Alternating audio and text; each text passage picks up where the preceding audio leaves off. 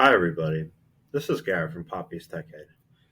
In this quick tutorial, I just want to go over in detail original source detail drill down one, and original source drill down two. Um, as of a few months ago, there's also now a latest drill down one, and a latest drill down two. That's a super big win, and especially in terms of you're thinking, attribution and last touch and all that good stuff. So, anyways, let's just dive right in. So, again, this is Poppy's Tech, a demo instance. Yours may look different. This is a free instance too. Let's go ahead and go down to, or let's go ahead and go into the settings.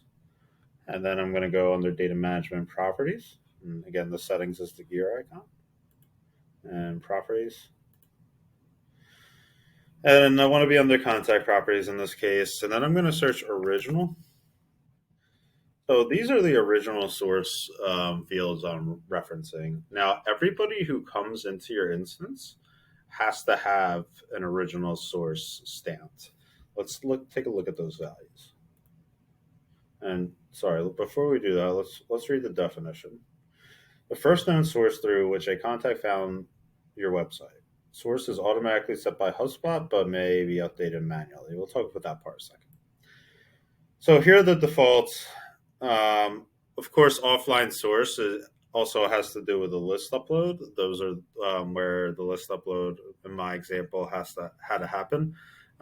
So those were stamped in a different way, and a lot of you'll see it's a common theme. A lot of it is going to be offline sources. Let's say you're migrating from another system, but once you're up and running and really using HubSpot appropriately, this should really be worked out. So organic search, paid search, email marketing. I get a couple questions about that one. I'll put the link in the video in terms of what the actual HubSpot definitions of all these is. But email marketing is kind of like you send an email to a client or prospective client or prospect, and they forward that email to somebody else who's not in your instance, and then that person converts via clicking the email and then eventually filling out a form.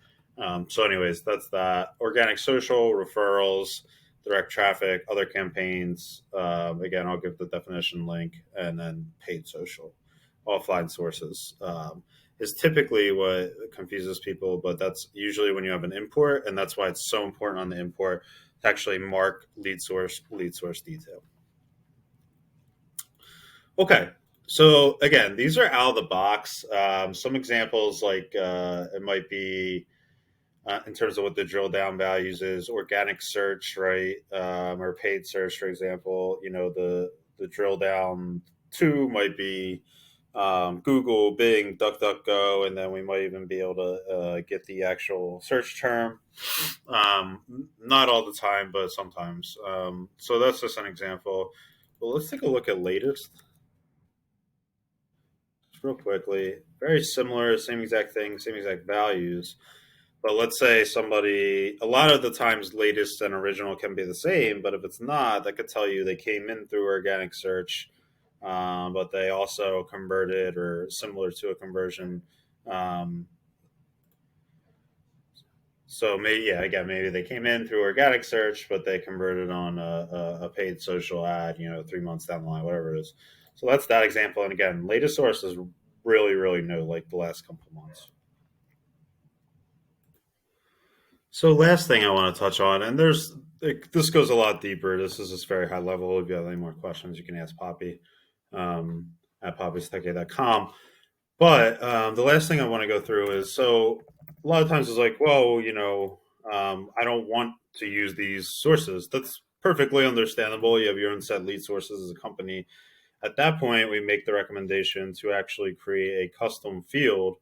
Original source is going to be stamped either way. You're not going to be able to control that. I can't create custom fields in this because I'm in a kind of a demo account in a sense, but we create a custom lead source field. Let's say you're in with your own values. It'd be a drop down.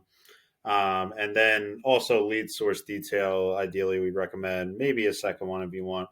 The lead source details are free text field, so that gives you the option to put whatever you want.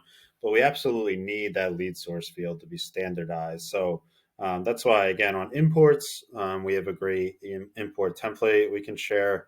It's so important if it's coming from a trade show or an external source to market, because if you don't market on the import itself, like it's just going to show in this offline sources bucket, and that's not going to tell you anything.